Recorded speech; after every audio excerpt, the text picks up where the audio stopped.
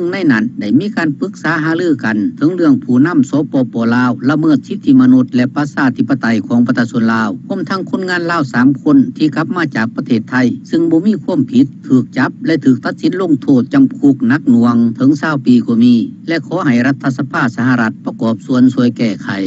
ท่านดินชีทองคณะนำองค์การลาวเสรีและทั้งเป็นโฆษกให้สัมภาษณ์วิทยุเอเชียเสรีในมื้อวันที่15กรกฎาคม2017นี้เกี่ยวกับการเคลื่อนไหวเวียกงานการเมืองอยู่รัฐสภาสหรัฐซึ่งข้าพเจ้าจำปาทองนำมาเสนอฐานโดยที่ท่านดินชีทองเริ่มต้นโดยการเว้าถึงสภาพการอยู่สปป.ลาวที่มีการละเมิดสิทธิมนุษย์อย่างรุนแรงดังที่ท่านกล่าวว่าการเคลื่อนไหวของพวกเฮาผ่านมานี้อยู่ที่วอชิงตันดีซีนั้นแม่นพวกเฮาได้กลับเข้าไปปรึกษาหารือกับผู้ตั้งหน้าของสมาชิกสภาต่ำและสภาสูงที่ว่าเฮ็ดเวียกเกี่ยวข้องกับภาคพื้นอาเซียอาคเนย์เฮาหันโดยเฉพาะก็แม่นสภาพการของสปป.ลาวและเพื่อเน้นหนักกับเพิ่นเกี่ยวกับการผ่าพื้นสิทธิมนุษย์ที่การนำพาของสปป.ลาวหันยังดำเนินสืบต่อผ่าพื้นสิทธิเสรีภาพของประชาชนลาวอยู่โดยเฉพาะก็แม่นการปากเว้านั่นแหละบ่ให้มีสิทธิเรียกร้อง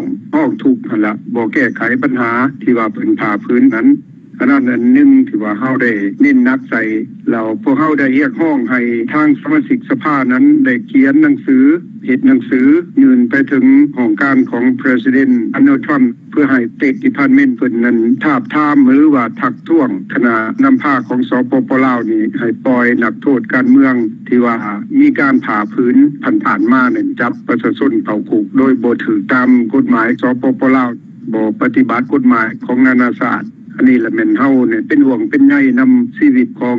นักโทษการเมืองกรณีที่ว่าล่าสุดนี่ก็แม่นการจับกุมคนงานลาวที่ว่าไปเหตุการณ์อยู่เมืองไทยนั่นกับบ้านนั้นในเมื่อไปต่อหนังสือแล้วเพิ่นก็จับแล้วก็แม่นได้ตัดสินเข้าคุกหลายปีแล้วก็ปรับไหมหลายพวกคนงานลาว3คนนี่นะแม่นบ่ได้ผิดหยังเพราะว่าเขาเจ้านั้นพยายามเรียกร้องแล้วก็อยู่ภายใต้กฎรัฐธรรมนูญของสปป.ลาวนั้นฉะนั้นแล้วพวกเฮาจึงได้กลับเข้าไปเว้าอยู่เรื่อยๆแล้วเพิ่นเห็นดีจะเขียนหนังสือนั้นช่วยพวกเฮา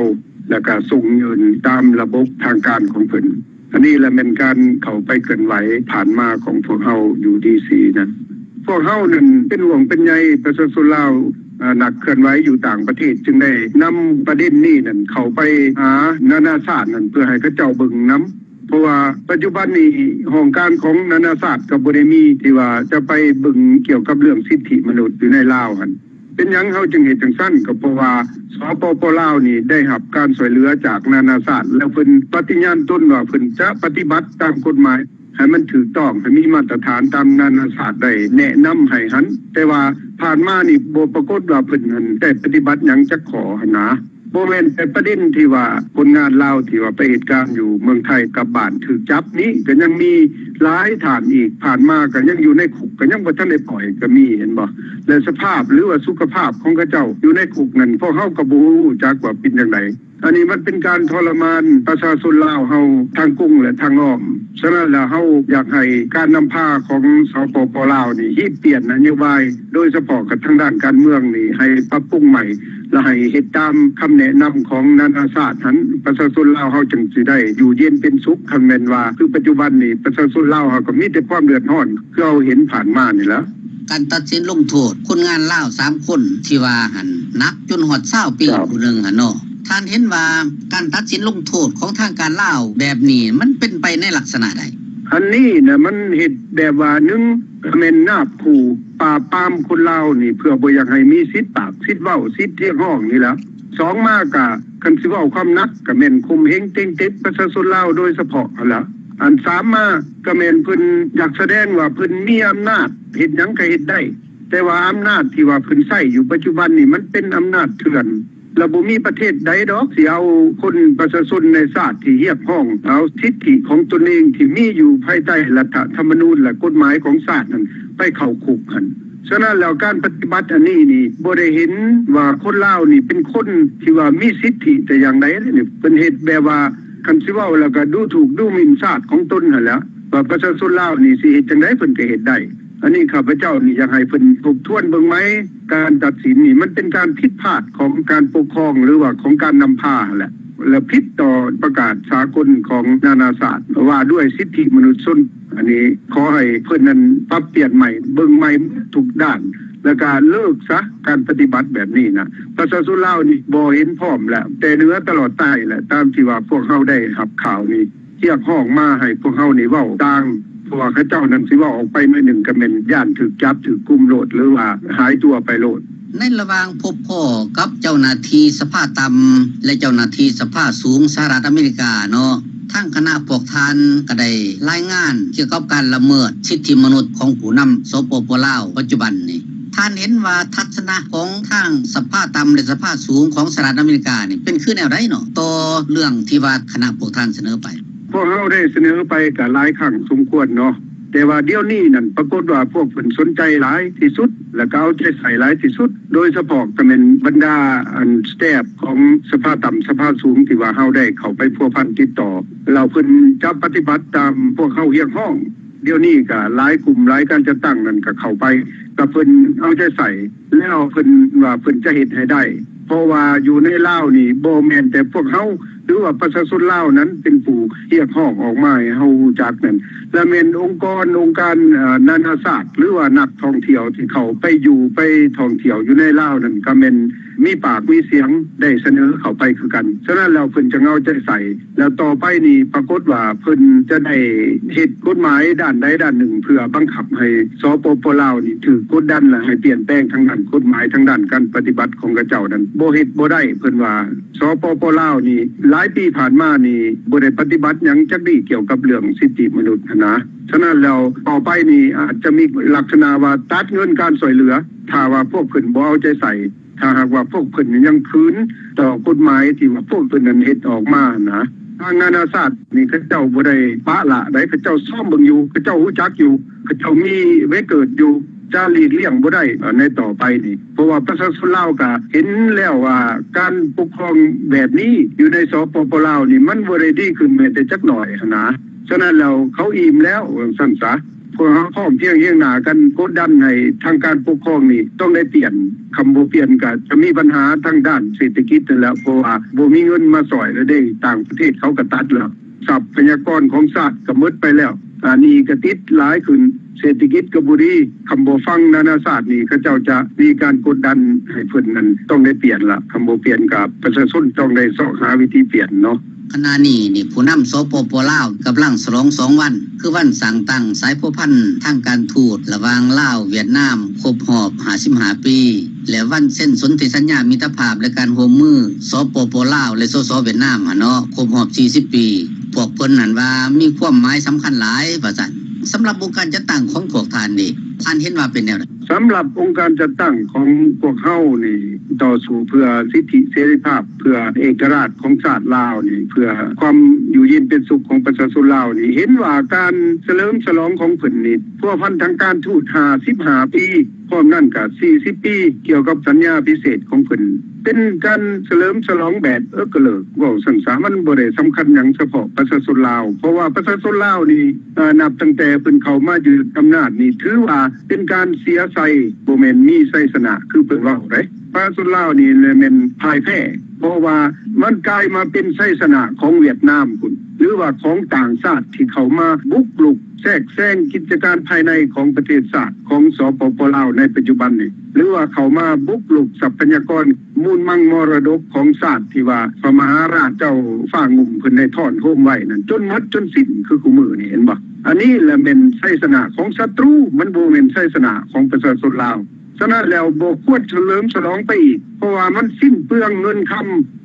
ำที่มาเฉลิมฉลองจัดพิธีนั้นเป็นหยังบ่เอามาสร้างสาพัฒนาโรงเรียนนะหรือว่าศาลาบ่หรือว่าบ่โรงหมอบ่ให้ประชาชนลาวได้ซุ่มใส่นี่เราเอาไปจ่ายมวนกันอยู่เฉลิมฉลองว่าเป็นพิเศษจังซั่นพิเศษจังซี่แต่มันบ่มีหยังเป็นพิเศษเฉพาะประชาชนลาวนะมันมีแต่การเสียหายเหตุแบบนี้ก็คือการกระเฮ็ดให้ชาติของเฮานั้นติดหนี้ขึ้นไปเรื่อยๆติดหนี้เวียดนามก็ไปเรื่อยๆส่วนประชาชนลาวบ่อยากฉลองดอกแต่ว่าทางการเพิ่นมาบังคับให้ไปแห่ไปเห็นไปซุ่มเซยอยากให้เปลี่ยนซะอันนี้ก็ดิคันสิเว้าแล้วก็เปลี่ยนการปกครองนั่นแหละบ่อยากให้เฮ็ดแบบเก่าถ้าว่าเฮาปะละไปจังซี่นั้น อาศัยว่ารัฐบาลสปป.ลาวนี่นะจะนำความเจริญรุ่งเรืองมาใส่ประเทศชาตินี่ข้าพเจ้านี่และแม่นบ่เห็นแล้วหลายๆคนประชาชนลาวก็บ่เห็นแบบนั้นเพราะว่าปัจจุบันนี้ความเดือดร้อนนี่มันแห้งขึ้นในเมื่อเพิ่นติดหนี้แล้วก็บ่มีเงินจ่ายเงินเดือนของรัฐกรของเพิ่นนี่เห็นบ่ถนนหนทางก็ป้าให้เท่เห็นบ่เพิ่นคนเอาเงินที่ว่าเพิ่นสอลาดบังหลวงมานี่ไปคุณหังคุณมีสร้างซาเรือนซ่านของเพิ่นหลังบักใหญ่ๆอันนั้นน่ะเบิ่งแล้วประชาชนนี่เขาเห็นจังซั่นแล้วเขาเจ้าเบื่อหลายที่สุดในปัจจุบันนี่เขาเจ้าต้องการมีสิทธิเสรีภาพอันนี้แล้วอยากให้ชาติของเฮานี่เป็นชาติที่มีเอกราชนั้นพวกเฮาประชาชนลาวควรจะลุกขึ้นเรียกร้องให้หลายขึ้นเพื่อกดดันให้รัฐบาลตื่นตัวบ่ได้หมายก็ว่าให้ไปโจมตีข่าพันลันแทงอันนี้ก็บ่ได้มีนโยบายแบบนั้นเนาะฟรีลาวแคมเปญนี่ท่านอินทรีทองคณะนำและทั้งเป็นโฆษกองค์การลาวเสรีฟรีลาวแคมเปญให้สัมภาษณ์วิทยุเอเชียเสรีภายหลังที่คณะผู้แทนของพวกท่านได้พบพ่อและปรึกษาหารือกับเจ้าหน้าที่รับผิดชอบเวียกงานในขงเขตเอเชียตะวันออกเฉียงใต้ของสภาต่ำและสภาสูงสหรัฐที่นครหลวงวอชิงตันดีซีในมื้อวันที่29และ30กรกฎาคม2017นี้ซึ่งท่านว่าเจ้าหน้าที่ที่เกี่ยวข้องของรัฐสภาสนใจและเอาใจใส่หลายที่สุดเกี่ยวกับปัญหาดังกล่าวและรับว่าจะพยายามพิจารณาให้ได้ตามคำขอร้องที่ว่านั้นก็ขอบใจเนาะนำญาติพี่น้องผู้รับชมรับฟังคลิปอันนี้เป็นข่าวจาก Radio Free Asia ข้าพเจ้าได้นำมาเสนอต่อญาติพี่น้องรับชมรับฟังนำกันว่าบ่แม่นว่าสหรัฐศาสตร์นี้หรือว่าทางสหรัฐอเมริกานี่จะไปเฮ็ดโดยตามลำฟังของเพิ่นมันก็ต้องมีคนลาวเฮาหลายๆองค์การที่เขาไปเสนอเหตุผลหรือว่าปัญหาของชาติลาวที่เกิดขึ้นอยู่ในประเทศลาวปัจจุบันนี้ว่าลาวเฮานี่หั่นประชาชนลาวเฮาได้รับข้อกรรมแบบไหนได้ถูกทรมานแบบใดได้บีบข่มเหงจากหุ่นเผด็จการของระบอบคอมมิวนิสต์แนวใดฉะนั้นจังว่าอันนี้ก็อยากให้ญาติพี่น้องเฮารับฟังแล้วเอาไปคิดพิจารณานำกันพวกเฮาบ่ได้อยู่โดดเดียวพวกเฮามีนานาชาติคันสิเว้าแล้วมีนานาชาติมีองค์การสหประชาชาติมีนานาชาติที่ว่าได้ร่วมไม่ร่วมมือกับพวกเฮาบ่แม่นพวกเฮาที่เฮ็ดด้วยรับฟังใจของพวกเฮาเองฉะนั้นแต่ว่าองค์การจัดตั้งแต่ละองค์การจัดตั้งนั้นมีหลักฐานมีเพื่อนมิตรที่มีมหาอำนาจอยู่ทั้งให้การอุ้มสู้เบิ่งแย่งดูแลพวกเฮาแล้วปัญหาของชาติลาวเฮานี่จะต้องถูกแก้ไขแน่นอน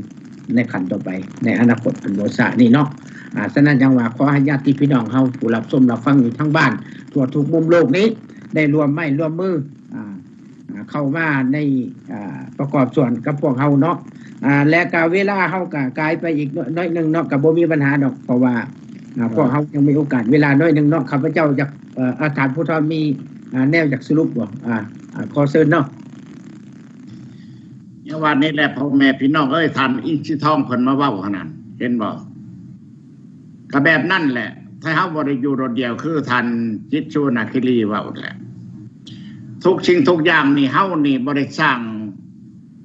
สิ่งที่ว่าแสดงขึ้นมาให้ชาวโลกเขารู้จักว่าเฮามีเรื่องราวหยังเห็นบ่คืออยู่เขมรจังซั่นเห็นหรืออยู่พม่าประชาชนก็ลุกฮือขึ้นมาจนเขาได้เปลี่ยนแปลงเข้าสู่เสรีประชาธิปไตยตั้งที่เขาเป็นคอมมิวนิสต์คือเขมรคือกันเขาก็ลุกฮือขึ้นเดี๋ยวนี้ถึงยังบ่สำเร็จแต่เขาก็มีหลายพรรคการเมืองคือแก้วใต้คือกันเขาก็ลุกฮือขึ้นเขาก็บ่ได้มักนังหน้ามันแก้วเหนือเห็นบ่นี่แหละในเมืองลาวเฮายังพากันมิดอยู่เขาก็เฮานี่สงบสุขเฮานี่มักคอมมิวนิสต์เฮานี่มักพรรครัฐเผด็จการมักคอมมิวนิสต์เข้ามายึดครองประเทศเฮาบ่ได้แสดงบทบาทหยังให้ชาวโลกเขารู้จักนี่แหละถ้าเฮาทุกคนปุ้มรุมกันหมดประเทศลาวปุ้มรุมขึ้นมาพวกนี้มันก็ต้องเฮ็ดหยังเฮาบ่ได้เพราะชาวโลกเขาก็ยังบอกหั่นเด้รัฐบาลออสเตรเลียก็ยังเรียกร้องให้ลาวนี่มี สิทธิเสรีประชาธิปไตยบ่ให้ข่มเหงประชาชนให้ประชาชนมีปากมีเสียงสหรัฐอเมริกาก็ดีพวกนานาชาติสหประชาชาติคือพวกหลายประเทศในโลกนี้เขาก็ส่งโย่ให้ลาวนี่มีเสรีประชาธิปไตยอย่าใช้เผด็จการโลกของเขาเนี่ยเขาเศร้าไส้แหละเรื่องเผด็จการนี่เรื่องข่มเหงเด็กกันนี่เห็นบ่ให้ประชาชนมีเสียงมีปากมีเว้าให้ออกความคิดความเห็นคือท่านหนึ่งออกมาเว้าในทีวีเลยแหละยกตัวอย่างอยากได้3เห็นอะไรอยากได้3หรืออยากได้4เอา10มาลบ6มันก็ออก4คันเลขลบก็ดีเห็นบ่เอา1 2 3ก็ได้4เอา2 2 2ก็ได้4เอา3 2 1ก็ได้4นี่แหละจะว่ามันหลายไอเดียหลายความคิดหลายแง่แต่ว่ามันออกผลมาหันได้แบบเดียวกันอยากได้เลข4เห็นได้เอา100มาลบ96มันก็ออก4เห็นบ่เอา14 10มาลบ14มันก็ออก4เอา1เลข4โตหันมาสมกันก็ได้4เอา1สม3 1สมอันนั้น1สม3 3สม1หรือ2สม2มันก็ออก4นี่แหละจังว่าเฮาจังอยากได้เสรีประชาธิปไตยหลายคนหลายมีแนวคิดคือให้ไทยหน้าหั่นแหละผู้สิไทยไปทางตะวันตกผู้สิไทยไปทางตะวันออกผู้สิไทยไปกำใต้กำเหนือมันก็แล้วคือเก่าในการไทยนานี่มันก็ได้ผลคือว่าหน้านี่เฮาได้ถึกไทยหมดแล้วคือกันหมดนี่แหละจังอยากได้สิทธิเสรีประชาธิปไตยหลายคนคิดความเห็นมีความคิดความเห็นสร้างสาประเทศหน้า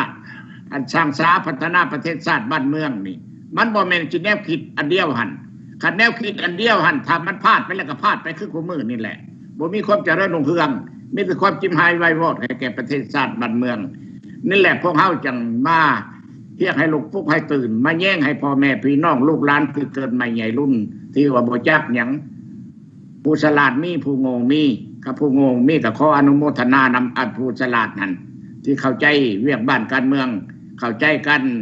พัฒนาสร้างชาติประเทศชาติบ้านเมืองข้าพเจ้าขออนุโมทนานำเห็นดีนำแต่ว่าบางคนเนี่ยก็ยังบ่ได้เข้าใจหยังยังว่าแก้วเป็นพี่น้องแก้วเป็นพี่น้องเว้าอยู่มันบ่แม่นพี่น้องภาษาก็บ่เข้าใจกันอีสานหรือว่าไทยมันเว้าไทยสดเว้าลาวสดก็ยังเข้าใจกันแหละอันนั้นจังเป็นพี่น้องจังแย่งให้เห็นหั่น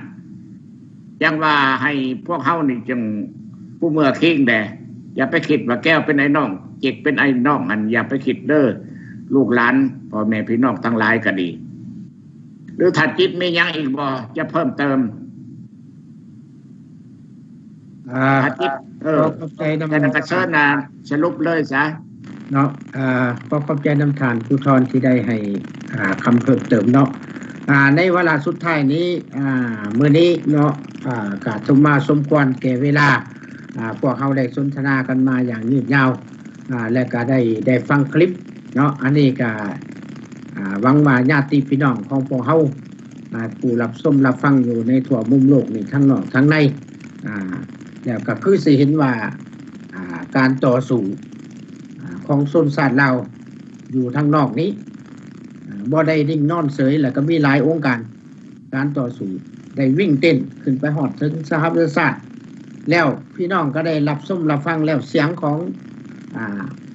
อำนาจของสหประชาชาติหรือว่าของทางรัฐบาลอเมริกาก็ได้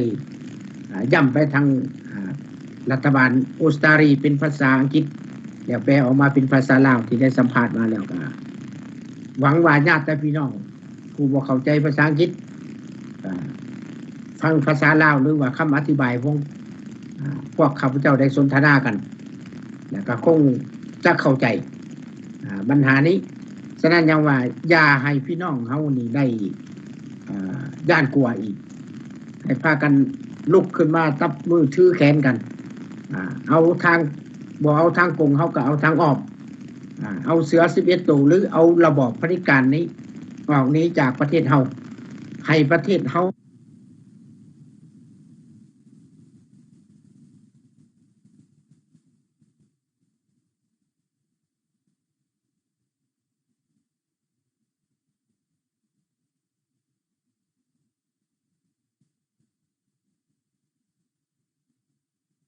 กันฉะนั้นมีไผดอกข้าพเจ้าอย่าว่าบ่มีไผจะหักลาวคือลาวหักลาวก็แม่นลาวเฮาผู้อยู่ต่างประเทศ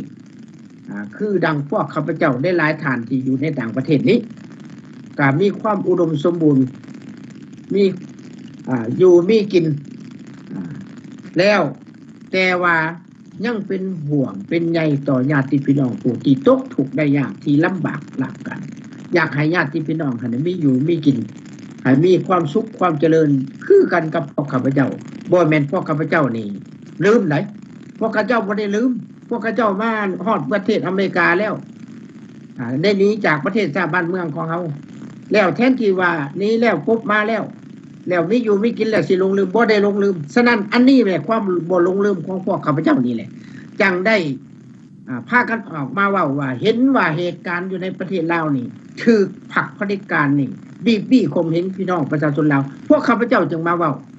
มาต่อสู้เพื่อญาติพี่น้องคนลาวที่อยู่เมืองลาวบ่แม่นต่อสู้เพื่อพรรครัฐได้บ่แม่นพวกข้าพเจ้าต่อสู้เพื่อพวกเผด็จการได้บ่แม่นแนวนั้นแล้วพวกเผด็จการนี่มันเฮ็ดหยังให้แก่ชาติแก่ประชาชนลาวแก่ประเทศลาวแก่อันนั้นพวกข้าพเจ้าจึงมาเว้าอย่างนี้เว้าเพื่อประชาชนลาวนี่ฉะนั้นแล้วในบรรสุดท้ายนี้ข้าพเจ้าขอสรุปได้เท่านั้นแล้วอยากเรียกห้องให้ญาติพี่น้องเข้าใจนํกันมาโฮมแห่งโฮมใจกันเนาะแล้วก็โอกาสหน้าพบกันใหม่มื้อวันพฤหัสในเวลาเดียวกันนี้และก็วันเสาร์ในรายการตื่นถึงพี่น้องประชาชนลาวและวันพฤหัสทุกๆวันพฤหัสเว้นเสียแต่ว่าพวกข้าพเจ้านี่มีเวียกคัดของแล้วพวกข้าพเจ้าก็ขอจุแล้วก็ขอรีลันตื่มเท่านั้นเนาะแล้วในมื้อนี้พวกข้าพเจ้าพร้อมด้วยทานผู้ทอนกัตตาวิลงและกับทานผู้รับชมรับฟังและขอขอบใจนำทานจันทจรแก้วสว่างผู้ที่ควบคุมทางสถานีด้านเทคนิคในมื้อนี้ขออำลาพระอาจารย์ญาติพี่น้องไปในโอกาสเวลานี้พบกันใหม่สบายดี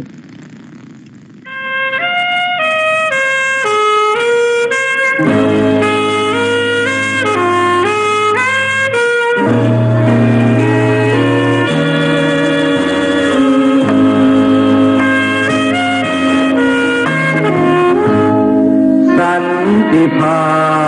พอยู่ใสอยู่ที่หัวใจปลายปืนเทินกระดาษบ้านเมืองเมือนการทหารของชาติพบแต่ท่วมพินาศประหัตประหารจริงใจโลกเขาลือซาลาวเฮาก็เห็นผู้ใดก็เห็นลายเส้นของทั้งสองฝ่าย22 กุมภา73จำได้นัดหยุดครั้งใหญ่ทั่วไปในราชอาณา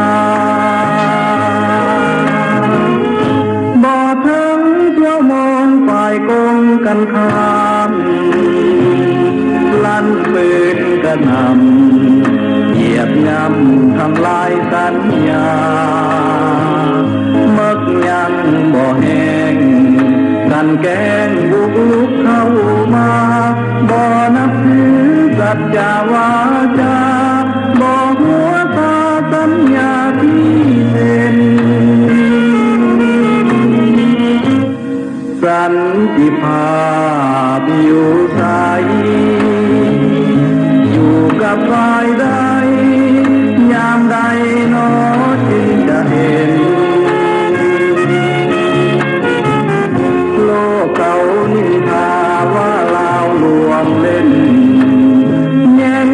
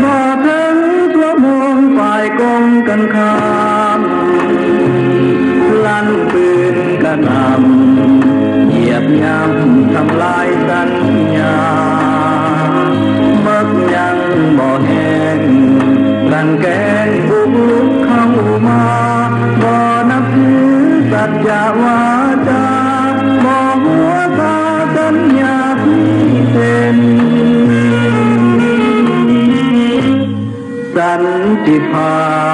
พอยู่ไส